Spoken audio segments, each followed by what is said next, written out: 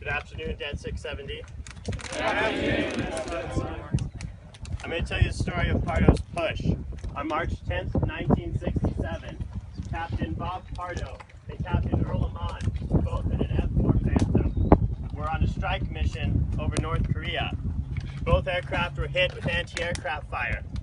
Both pilots managed to turn back, but it soon became apparent that Captain Amon's aircraft, which was more heavily damaged, would not be able to get over friendly territory before Captain Amon would be forced to ditch, thus putting him behind enemy lines. Rather than leave his wingman behind, Captain Pardo brought his aircraft right underneath Captain Amon's and braced his canopy against the tailhook on Captain Amon's Phantom. Although his aircraft was heavily damaged, and at times Captain Pardo had to fly with only one engine, he risked his own aircraft and his own life to push Captain Amon's aircraft far enough that they could glide over into friendly territory and ditch there. This maneuver is now known as Pardo's push, bracing an airplane and pushing it further. After they both ditched in friendly territory, he continued to assist Captain Amon by helping to coordinate the search and rescue efforts of himself and all the other downed airmen. 30 years later, Pardo had not finished helping the now Lieutenant Colonel Earl Lamont.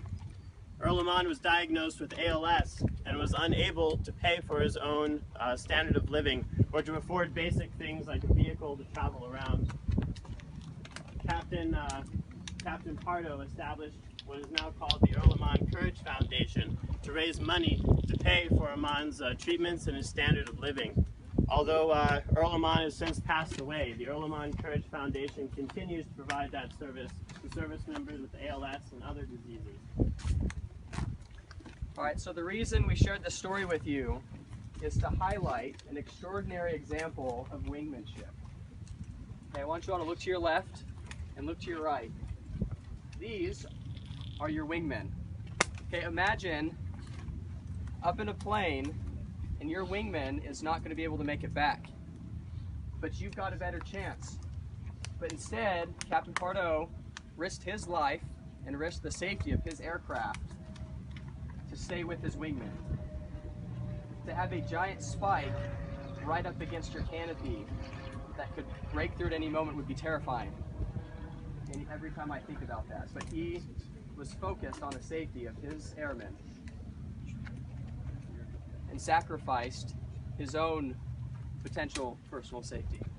But he didn't stop there. After they bailed, he coordinated the search efforts and the rescue effort and made sure that the others who bailed out with him, that they were rescued before himself.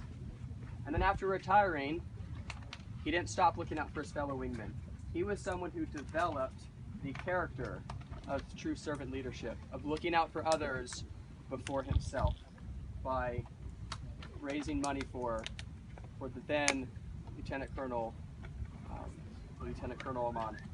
And so the charge we'd like to leave you with is right now, as your cadets, how are you going to look after each other? How are you going to put the safety and the well-being of your fellow cadets before that of your own? And then more importantly, when you commission to be officers in the United States Air Force, how are you going to watch after your wingmen? Those of lesser rank and the same rank and even higher ranks. How are you going to develop the character traits for that to be a natural instinct? How are you going to give back even after your Air Force career? How are you going to give back to your fellow citizens? And so as we jog together to the next station, keep that in mind as we run silently. Think about how you're going to do that. Make a personal I encourage you to make a personal commitment to do more than whatever you're doing now. Thank you. So, I think everybody kind of knows why we're doing this run. You know, POW-MIAs, we throw those terms around a lot, but it doesn't really register sometimes. It loses its luster. So, what I was tasked with today, and it's my pleasure to do, is to communicate to you the story of one of the 7 people in the history of the United States to receive the Air Force Cross. And if you hear this story, I think you'll find out why. It's the story of Technical Sergeant Sean Chapman. Citation: President of the United States of America, authorized by Title IX, Section 8742 USC, awards the Air Force Cross Tech Sergeant John Chapman for the extraordinary heroism and military operation against an armed enemy of the United States as a 24 Special Tactics Squadron combat controller in the vicinity of Gardez in the eastern highlands of Afghanistan on 4 March 2002. On this date, during the helicopter insertion for a reconnaissance and time-sensitive targeting close air support mission, Sergeant Chapman's aircraft came under heavy machine gun fire and received a direct hit from a rocket-propelled grenade, which caused a United States Navy Sea Air Land team member to fall from the aircraft. Though heavily damaged, the aircraft egressed from the area and made an emergency landing 7 kilometers away. Once on the ground, Sergeant Chapman established communication with an AC-130 gunship to ensure the area was secure while providing close air support coverage for the entire team. He then directed the gunship to begin the search for a missing team member. He requested, coordinated, and controlled the helicopter that extracted the stranded team and aircrew members. These actions limited the exposure of the aircrew and team to hostile fire. Without regard for his own life, Sergeant Chapman volunteered to rescue the missing team member from an enemy stronghold. Shortly after insertion, the team made contact with the enemy. Sergeant Chapman engaged and killed 2 enemy personnel. He continued to advance, reaching the enemy position, then engaged a second enemy position, which was a dug-in machine gun nest. At this time, the rescue team came under heavy enemy fire from 3 directions. From close range, he exchanged fire with the enemy from minimal personal cover until he succumbed to multiple wounds. His engagement and destruction of the first enemy position and advancement on the second position enabled his team to move to cover, break enemy contact. In his own words, his Navy Sea Air Land Team Commander credits Sergeant Chapman unequivocally with saving the lives of his entire rescue team. Through the extraordinary heroism, superb airmanship, aggressiveness in the face of the enemy, and dedication to the service of his country, Sergeant Chapman reflects the high credit upon himself and the United States Air Force. So, I don't know if you guys have ever played paintball, but it's kind of scary. Like, you know, you have paint flying around, you know, oh, I don't want to get hurt. This guy had lead flying at him. You guys ever held a piece of lead? It's heavy. That's why they use it, okay? So, when this says, without any concern for his life, he knew what he was getting into. Alright? Air Force Special Operations Command, these guys are, they're different. They're a different set of people. They're intense, they're borderline crazy. In my opinion, every single one of them are heroes. Because I guarantee you, every other combat controller that's a part of Air Force Special Operations Command would have done, if they were in that position, exactly the same thing Technical Sergeant Chapman would have done. That's what they do. That's their job. Alright? Unfortunately, we lost a great man that day. We lost a great man that day. And I think words can convey a lot, but they can't tell the whole story.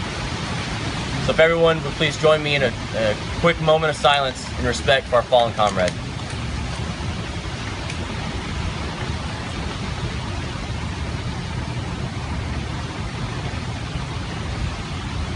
Thank you. All right, everybody. That concludes this portion. Okay, you're in the shade. Rest up. How's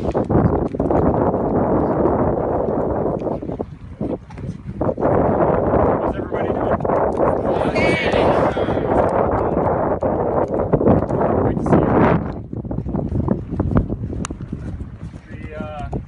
The cadet wing leadership asked me to say a few words here. I jotted some things down. Can everyone hear me okay in the back? I'm trying to stay upwind so the wind carries my voice. Everything looks great. So as you're jogging around, I came around the other way. You guys look good. So let me ask you something. You don't have to answer this. What are you all doing out here? On the edge of this lake. What are you doing out here? At the base of these flagpoles? You only out here because it's Llab? Someone told you to be here? So that you can keep your discounted tuition, maybe a scholarship? You out here because you want to support and defend some 230-year-old document? Or 229, right? 400? Or Are you out here because since you were just a little kid, you just like to take some time out of your day to remember great American military heroes? Is that what you do? Maybe you are that kind of patriot. That flag waving, red, white, and blue spewing patriot. But I'll tell you something, I don't think I am. Alright, I'll admit that. And I'll tell you something else, I'll admit this, that I don't know if I could do what some of these people that you've heard the profiles of, I don't know if I could do what they did. And maybe you don't know if you can do that either. But I wouldn't put it past you. I wouldn't put it past you. Because you've already shown, just by being here, that you're a cut above the rest. You're a cut above.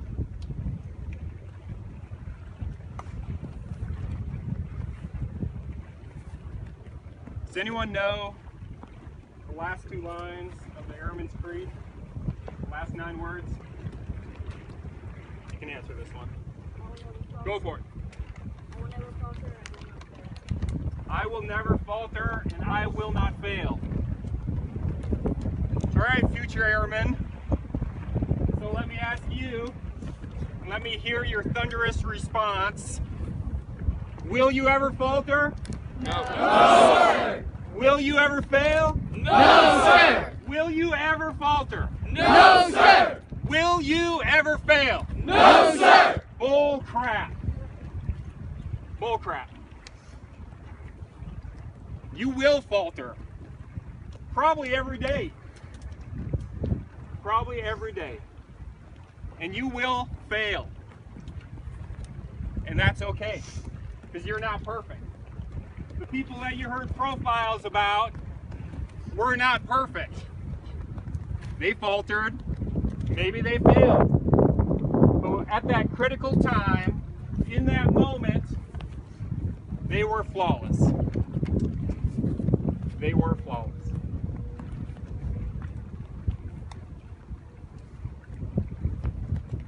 So I maintain that we can express what it means to be in the Air Force, that loyalty and dedication.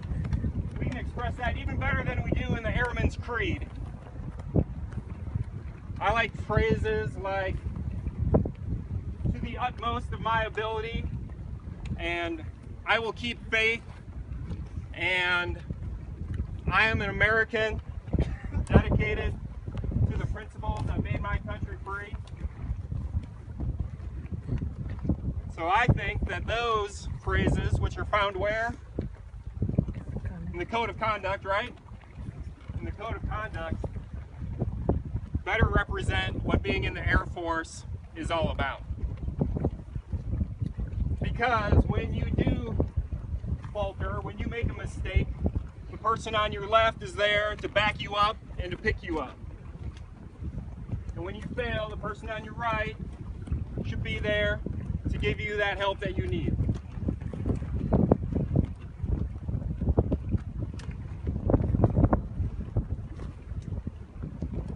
You think you all can do that? Sir. I think you all can too. But then I remember you're just a bunch of millennials. You're just millennials. And that you're only doing this ROTC thing to get a trophy. In fact, you probably think there's a trophy waiting for you at the end of this run. Right? You're soft. You just want to live with your parents. So what are you doing out here? On the edge of this lake, underneath these white poles. I don't know who gets the name or how the generations get their name, but Tom Brokaw, the old journalist, he coined the term the greatest generation for those that lived through the Depression, that fought and won World War II. And they were great. They were great. But what's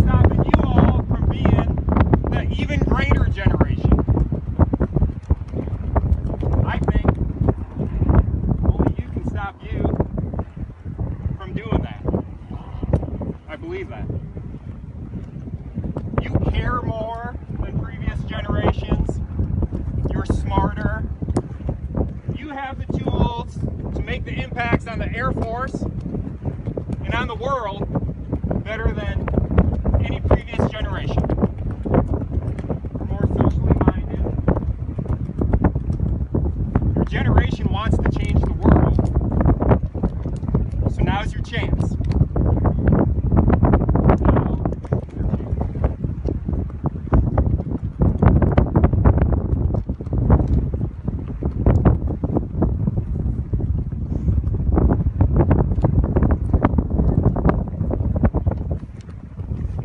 So what are you doing out here at the edge of this lake? I challenge you to take what you learned today, some of these profiles, search out more.